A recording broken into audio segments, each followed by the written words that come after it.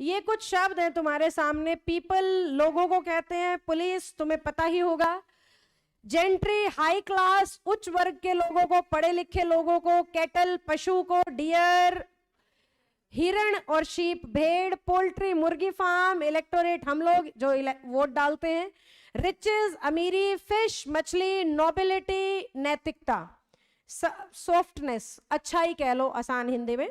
ये जितने भी शब्द तुम्हारे सामने हैं ये सारे के सारे काउंटेबल प्लूरल हैं। कैसे हैं?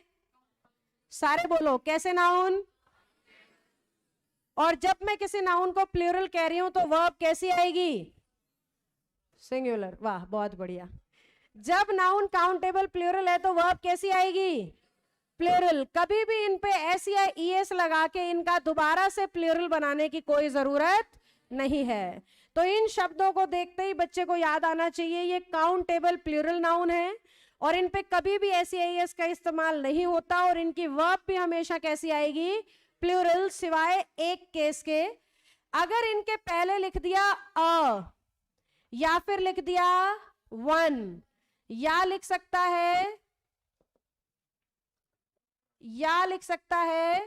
दिस या फिर दैट। बताना क्या क्या लिख सकता है।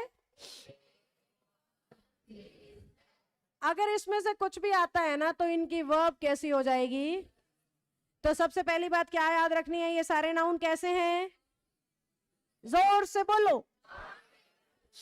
वर्ब कैसी आएगी? एस या एस के इस्तेमाल। A1 दिस दैट लग गया तो क्या? Singular verb. पहला क्वेश्चन क्या है? Can you see that the kettle. Kettle के लिए क्या बताया है? Plural verb. तो इसकी जगह ऐसे काम आती है ये चीज जब पेपर में आती है। दूसरा लिख दिया द जेंट्री ऑफ मुंबई, क्योंकि डज तो सिंगुलर है और इन्हें वर्ब चाहिए कैसी? प्लूरल। डज का प्लूरल कौन है? डू। तो जेंट्री के लिए क्या लगना चाहिए? समझ में आई मेरी बात?